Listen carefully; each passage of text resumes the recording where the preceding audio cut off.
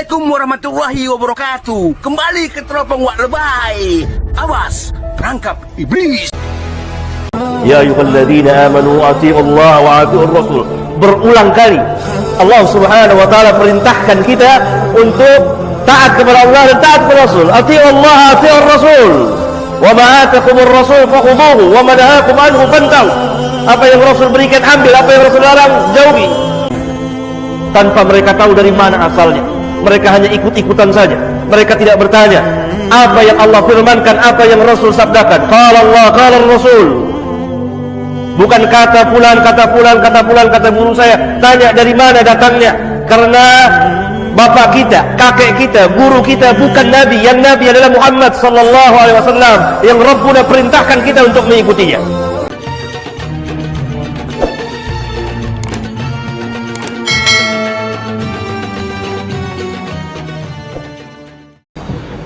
Iya,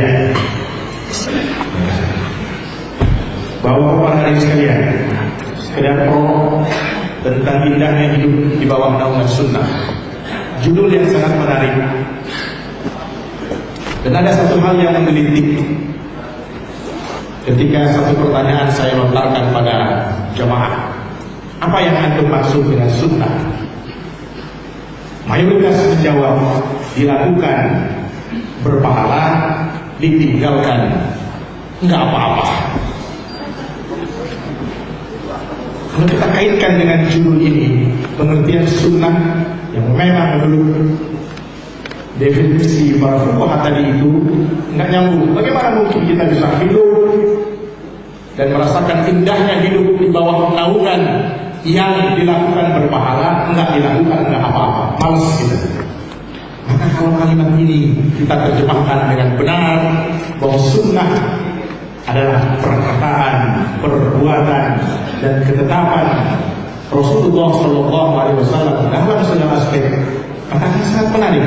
Indahnya hidup di bawah naungan cara-cara Rasulullah Shallallahu Alaihi Wasallam, baik dalam berkata-kata, dalam beribadah, bermuamalah, akhlak, terutama segala aspek kehidupan kita. Jadi sekalian, kita ikuti indahnya hidup di bawah naungan sunnah, dan mudah-mudahan kita akan menemukan jawabannya bagaimana sesungguhnya keindahan itu bisa kita rasakan.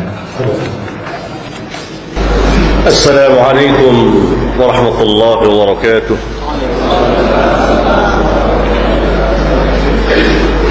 Innal hamdalillah نحمده ونستعينه ونستغفره ونعوذ بالله من شرور أنفسنا ومن سيئات أعمالنا. من يهده الله فلا مضل له ومن يضلل فلا هادي له. وأشهد أن لا إله إلا الله وحده لا شريك له. وأشهد أن محمدا عبده ورسوله. يا أيها الذين آمنوا اتقوا الله حق تقاته ولا تموتن إلا وأنتم مسلمون. يا أيها الناس اتقوا ربكم الذي خلقكم من نفس واحدة وخلق منها زوجها وبث منهما رجالا كثيرا ونساء واتقوا الله الذي تساءلون به والأرحام إن الله كان عليكم رقيبا. يا أيها الذين آمنوا اتقوا الله وقولوا قولا سديدا يصلح لكم أعمالكم ويغفر لكم ذنوبكم ومن يطع الله ورسوله فقد فاز فوزا عظيما. أما بعد، فإن خير الحديث كتاب الله وخير الهدي هدي محمد صلى الله عليه وعلى آله وسلم وشر الأمور محدثاتها وكل محدثات بدعة وكل بدعة ضلالة وكل ضلالة في النار. Para asatidzah yang saya muliakan,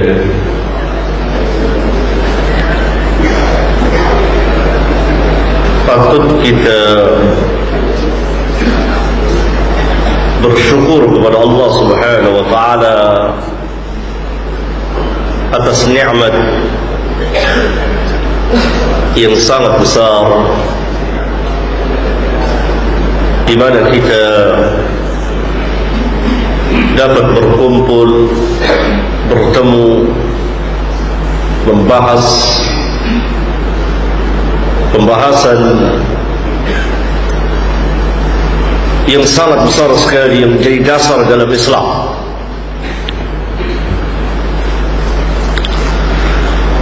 Bahkan kita tidak akan dapat memahami atau mengenal Islam dan mengamalkannya dan mendakwakannya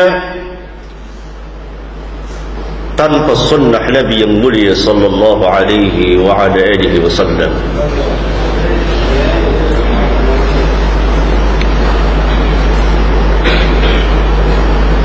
Dasar inilah yang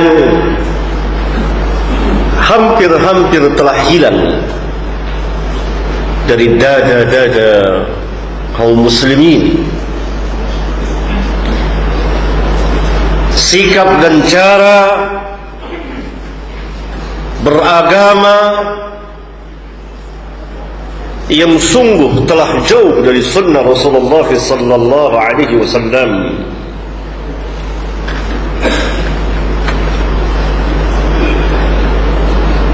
Seperti cara-cara beragama dengan mempergunakan akal semata, tidak berarti bahwa Islam meninggalkan akal, menyampingkan akal, merendahkan akal, tidak. Tapi menjadikan akal sebagai asas di dalam beragama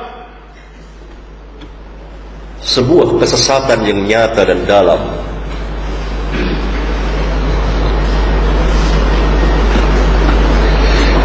Kita beragama dengan akal-akal kita.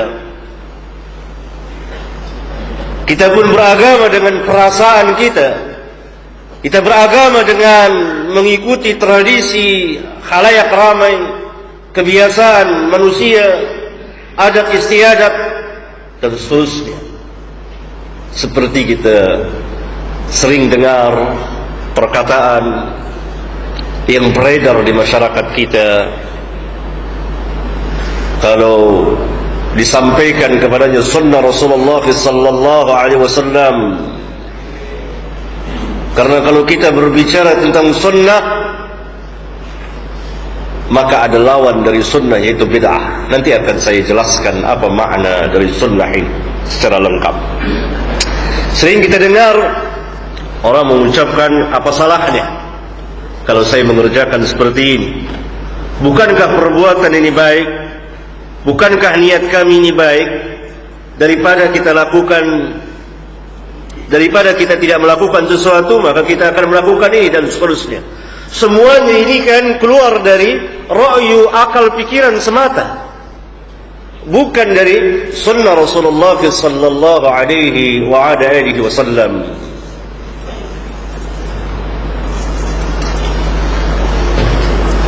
Saya pernah mengisi di masjid kita ini beberapa waktu yang lalu mengenai riwayat Al-Imam Asy-Syafi'i yang kita umumnya di negeri kita ini, Malaysia dan sekitarnya, mengaku bermadhab, berintisab, menyandarkan diri kepada Al-Imam Asy-Syafi'i.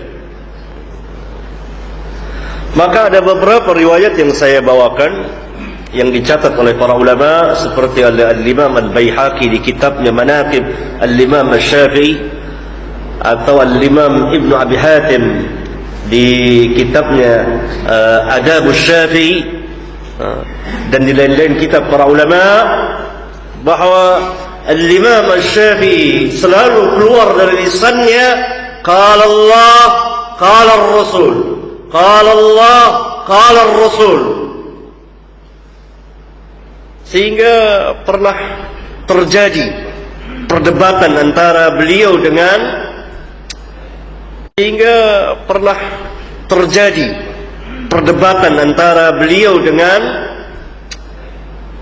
dua orang tokoh ashabul ra'i, yaitu Abu Thawr dan Husain Al-Qarabisi. Kata Abu Thawr yang kemudian menjadi tilmid terbaik Al-Imam Asy-Syafi'i, mengatakan senantiasa Al-Imam Asy-Syafi'i mengucapkan qala Allah, qala Rasul, qala Allah, qala Rasul.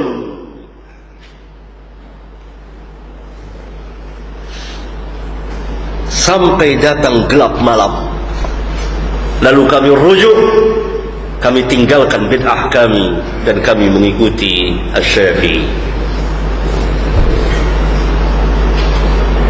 Ketika Imam Asy-Syafi'i berdebat dengan seorang tokoh Jahmiyah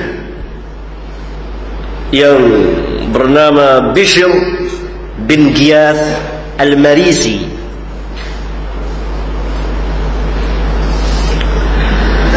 yakni Bishr bin Ghiyath Al-Marisi mengatakan bahwa Al-Quran makhluk, bukan kalam Allah. Allah ada di mana-mana tempat. Jadi mereka menghilangkan sifat-sifat Allah Jalla wa'ala.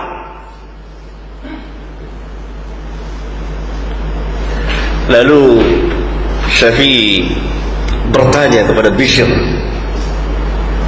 apakah yang engkau dakwahkan ini, yang engkau seru manusia untuk mengikuti mazhabmu, manhajmu ini, ada dalil dari kitab Alkitab,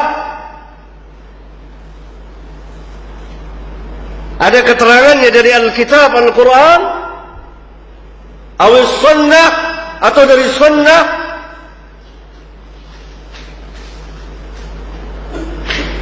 Apakah ini sebuah kewajiban yang Allah wajibkan?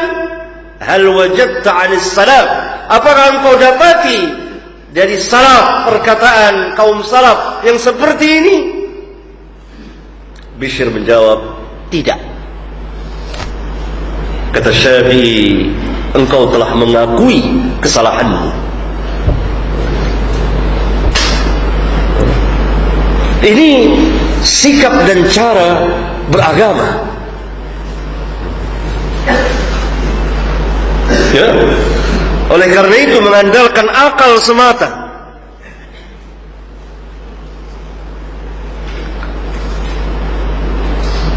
sangat bertentangan dengan akal semata yang dijadikan sebagai asas dasar, yang seharusnya wahyu baru akal.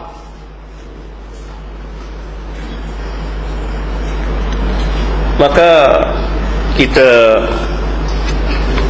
akan berbicara mengenai sunnah. Tadi telah disinggung oleh Ustaz Arif. Seringkali kita salah paham terhadap lafaz sunnah. Katanya apa itu sunnah?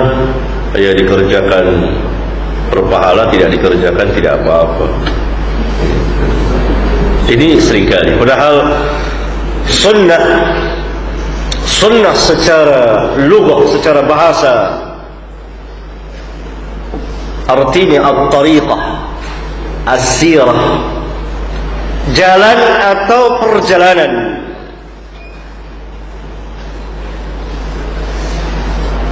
Ini secara lughah, baik ditinjau dari perjalanan yang baik atau perjalanan yang tidak baik. Seperti sabda Rasulullah sallallahu alaihi wasallam, man sanna sunnatan hasanatan, man sanna sunnatan sayyi'atan. Barang siapa yang membuat sunnah yang hasanah dan sunnah yang sayyi'ah. Secara lughah, arti as-sunnah at-tariqatu atau as-sirah, jalan atau perjalanan yang ditempuh oleh seseorang. Menurut istilahiyah, syar'iyyah, dia mempunyai dua arti, dua makna. Yang pertama, sunnah adalah setiap perkataan dan perbuatan dan takrir atau persetujuan Nabi sallallahu alaihi wasallam. Demikian juga dengan sifat-sifat beliau. Ini arti atau makna sunnah yang pertama. Maka arti atau makna sunnah yang pertama ini muradif atau sama dengan arti hadis. Karena hadis adalah setiap perkataan dan perbuatan dan takrir Nabi sallallahu alaihi wasallam. Tidak ada perbedaan pada arti atau makna yang pertama. Sunnah adalah dari qaul Nabi sallallahu alaihi wasallam dan fi'il beliau dan takrir beliau.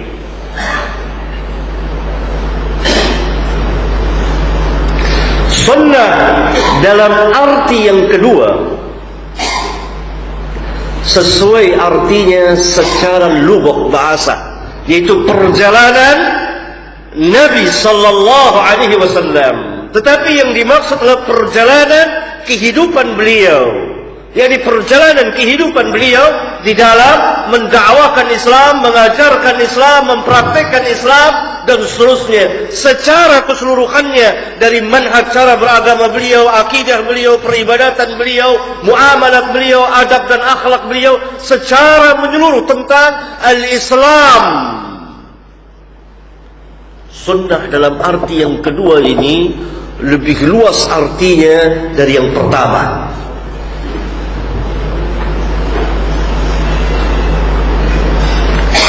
Perjalanan kehidupan beliau di dalam mengajarkan Islam, mendakwakan Islam dan mengamalkan Islam itu sendiri.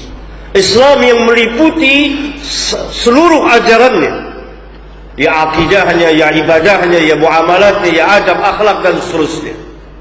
Maka sunnah dalam arti yang kedua ini menjadi lawan bagi bid'ah.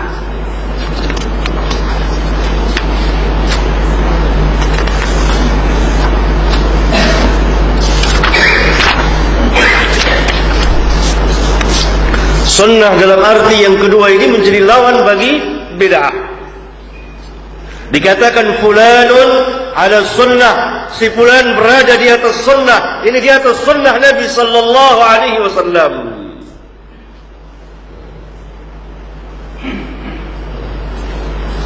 Fulanun ala bid'ah, si fulan berada di atas bid'ah, yakni tidak, perjalanan kehidupan din agama Islamnya tidak berada di atas sunnah Rasulullah sallallahu alaihi wa alihi wasallam.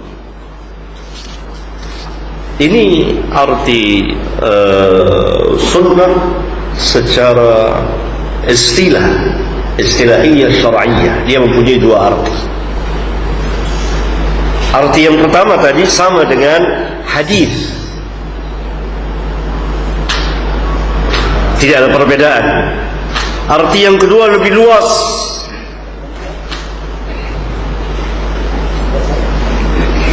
Karena dia mencakup seluruh kehidupan Rasulullah sallallahu alaihi wa alihi wasallam dalam mengajarkan Islam, mendakwakan Islam. Dan ini yang menjadi lawan bagi bid'ah. Karena bid'ah adalah sesuatu keyakinan atau perbuatan yang sama sekali tidak ada asal usulnya dari al-Islam.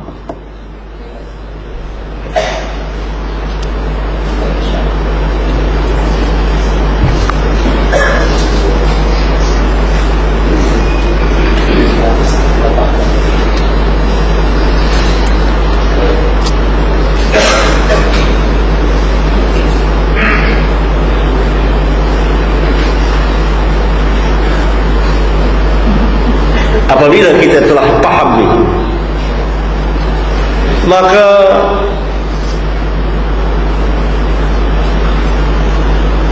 kita wajib mengetahui bahawa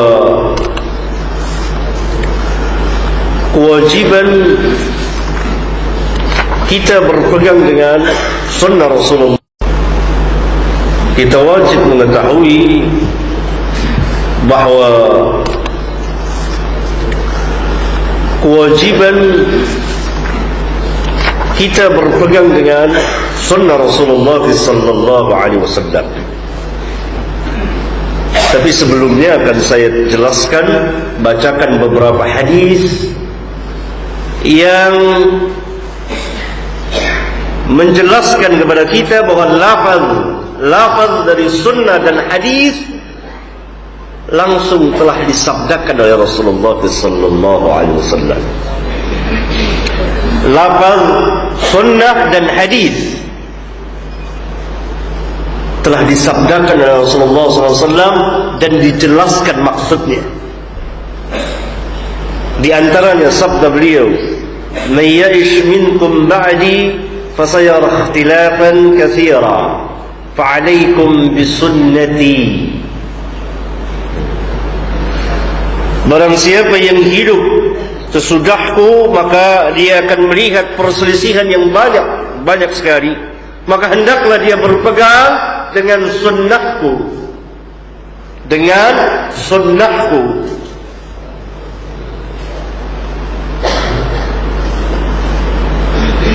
Kan ini menjelaskan bahawa mereka yang berselisih ini menyimpang dari sunnah Rasulullah sallallahu alaihi wasallam. Karena itu Rasulullah ma'alaikum bisunnati, hendaklah kamu berpegang dengan sunnahku. Ini hadis sahih Imam Abu Daud dan lain-lain, banyak sekali para imam seperti Tirmidzi, Ibnu Majah, Ahmad dan Darimi yang meriwayatkan hadis ini. Hadis yang lain yang dikeluarkan oleh Imam Malik, hadis yang saya kira kita telah banyak menghafal. Taraktu fikum amrayn lan tadillu ma tamassaktum bihima kitab Allah wa sunnat Nabiyyih sallallahu alaihi wasallam. Saya tinggalkan kepada kamu dua perkara yang selama-lamanya kamu tidak akan tersesat selama kamu berpegang dengan keduanya, kitab Allah dan sunnah Nabiyyah, sunnah Rasulullah. Ini disebut sunnah Rasulullah sallallahu alaihi wasallam. Adapun hadis, maka Rasulullah sallallahu alaihi wasallam pernah bersabda, "Naddarallahu imra'an sami'a minna hadithan fahafidhahu hatta yuballighahu ghayrahu." Semoga Allah memberikan cahaya kepada seseorang yang mendengar dari kami sebuah hadis, lalu dia menghafalnya, kemudian dia menyampaikannya kepada orang lain. Hadis ini sahih, diriwayatkan oleh Imam Abu Daud dan Tirmidzi dan Ibnu Majah dan Ahmad dan lain-lain. Hadis yang lain, "Man haddatsa anni bihaditsin yura wa fil lafdhin yara annahu kadhibun fahuwa ahadul kadhibin wa fil lafdhin fahuwa ahadul kadhibain." Barang siapa yang menceritakan dariku sebuah hadis, beliau sebut hadis yang telah diketahui sesungguhnya hadis itu palsu, kemudian dia membawakan juga, maka dia termasuk salah seorang dari para pendusta. Dalam salah satu lafaz, maka dia termasuk salah seorang dari dua pendusta. Dia membuat hadis palsu itu dan yang membuat hadis palsu itu, dan dia yang menyampaikannya, yang membawakannya. Dari beberapa hadis ini, hadis terakhir ini dikeluarkan oleh Imam Muslim, kita mengetahui bahwa lafaz sunnah dan lafaz hadis telah disabdakan oleh Rasulullah sallallahu alaihi wasallam, dan kita mengetahui maksudnya itu. Oleh karena itu, antara keduanya, sunnah dalam arti yang pertama dan sunnah dalam arti yang kedua, tidak pernah terpisahkan, harus berjalan bersama, harus berjalan bersama.